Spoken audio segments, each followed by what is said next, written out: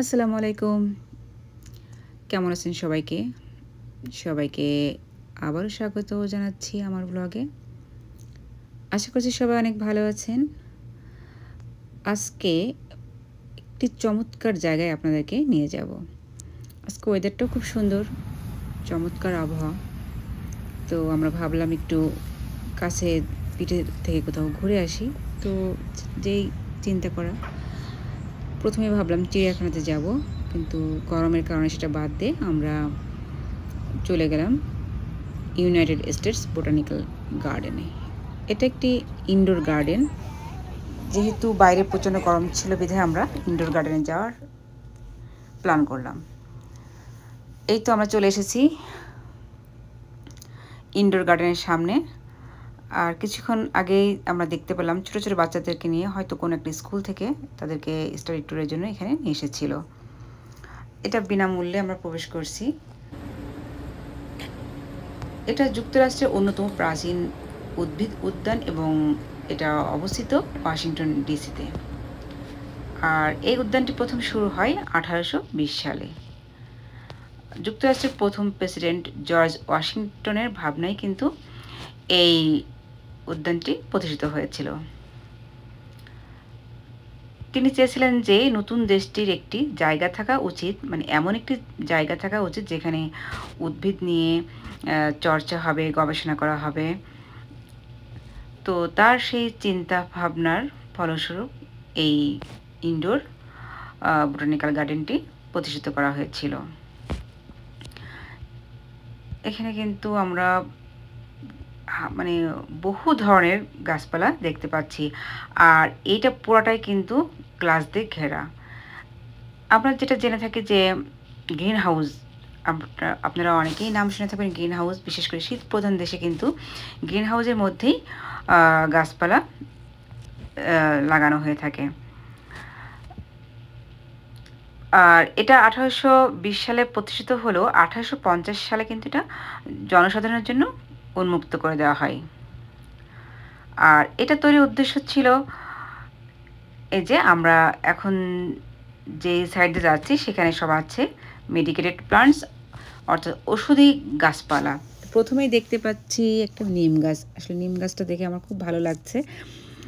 এখানে যতগুলো ওষুধি গাছ দেখছি আমি দেখলাম যে সবগুলোই আমাদের বাংলাদেশে আছে। অ্যালোভেরা গাছ,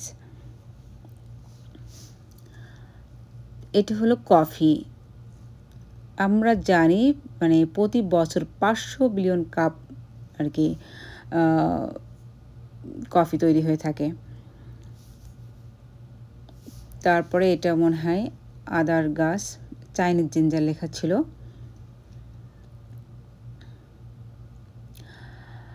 এখানে দেখতে পাচ্ছি নাগা মরিচ বা বোম্বাই মরিচ গাছ, একটা পেঁপে গাছও আছে। অ্যাকচুয়ালি এই উদ্যানটি তৈরি হয়েছিল মানুষকে উদ্ভিদ সম্পর্কে শেখানোর জন্য এবং দেখানোর জন্য যে গাছপালা আমাদের জীবনের কতটা গুরুত্বপূর্ণ। গাছ কিন্তু আমাদের খাবার, ঔষধ, বিশুদ্ধ বাতাস দিয়ে থাকে। এরপর এক সাইডে দেখছি প্রচুর পরিমাণে নয়নতারা গাছ। প্রত্যেকটা গাছের গোড়ায় তার নাম এবং কোন দেশের সেই সম্পর্কে লেখা আছে। এবার আমরা যাচ্ছি অর্কিড সাইডে। আর এখানে কিন্তু আপনারা দেখতে পাচ্ছেন এটা বিশাল একটা কাচের ঘরের মধ্যে কিন্তু অবস্থিত। অনেক বড় এরিয়া এবং প্রায় 3 থেকে 4 তলা সমান উচ্চতায় ঘেরা এই গার্ডেনটি। আর এখানে আছে মানে এই ঘরের ভিতরে আছে সারা বিশ্ব থেকে আনা হাজার হাজার উদ্ভিদ। বৃষ্টি অরণ্যের গাছপালা যেমন কলা গাছ আছে, কোকো গাছ আছে, যেটাতে চকলেট তৈরি হয়, আর আছে অর্কিড ফুল। আবার এখানে স্থান পেয়েছে মরুভূমির গাছপালা যেমন কাটা গাছ ও সাকুলেন্টস।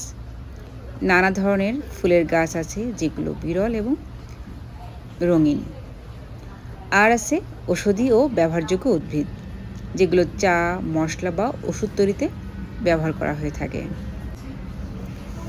তো এই গাছগুলো বেশিরভাগই ঘরের ভিতরে রাখা হয়, কারণ এরা বিশেষ পরিবেশে জন্মায় অনেকে গরম এবং আর্দ্র জলবায়ুতে জন্মে, আবার অনেকে খুব শুকনো মরুভূমির মতো পরিবেশেও কিন্তু জন্মে। কিন্তু আমেরিকার আবহাওয়া তো একটু অন্যরকম, বিশেষ করে ওয়াশিংটন ডিসির আবহাওয়া বছরে বদলায়, তাই এই গাছগুলো বাইরের পরিবেশে কিন্তু টিকে থাকতে পারে না। কনজারভেটরিতে তাপমাত্রা, আলো আর আর্দ্রতা নিয়ন্ত্রণ করা হয়, যাতে প্রতিটি উদ্ভিদের জন্য উপযুক্ত পরিবেশ তৈরি করা যায়। অর্থাৎ গ্রিন হাউসের মধ্যে কি হয়, সূর্যের আলো থেকে যে তাপটা পাওয়া যায় সেটা কিন্তু আটকে রাখা হয়। এখানে আমরা বাগান বিলাস গাছও দেখতে পাচ্ছি। আসলে বিশ্বের বিভিন্ন দেশ থেকে কিন্তু হাজার প্রকারের বা হাজার প্রজাতির গাছ এখানে নিয়ে আসা হয়েছে এবং সেগুলোর উপরে গবেষণা করা হয়। আর এটি কিন্তু শুধুমাত্র যে সৌন্দর্য উপভোগ করার জায়গা তা কিন্তু নয়, এটা গবেষক, উদ্ভিদবিদ এবং শিক্ষার্থীর জন্য শেখার একটা বড় কেন্দ্র।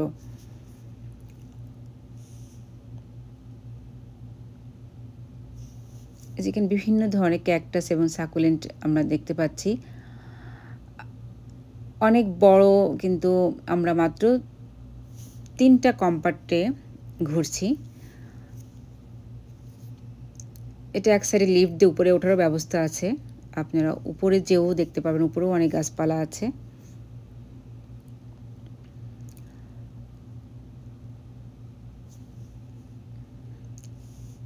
এটা আসলে দেখার মতো একটা জায়গা।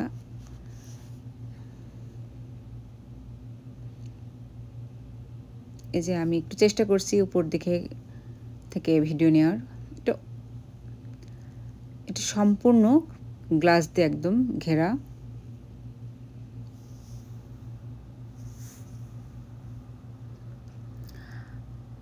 আর নিচে দিয়ে মানে এক সাইড দিয়ে একটা পানির প্রবাহ রাখা হয়েছে, আবার উপর থেকে ওইদিকে ঝিরঝির করে পানি দেওয়া হচ্ছে। এটা কি গাছ, নাম লেখা নেই।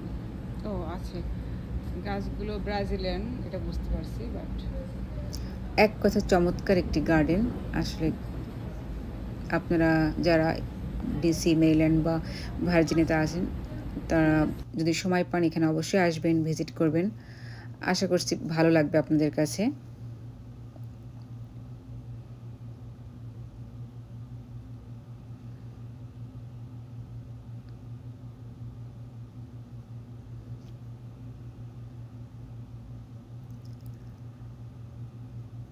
আমাদের ঘোরা শেষ, এখন আমরা বের হয়ে যাব।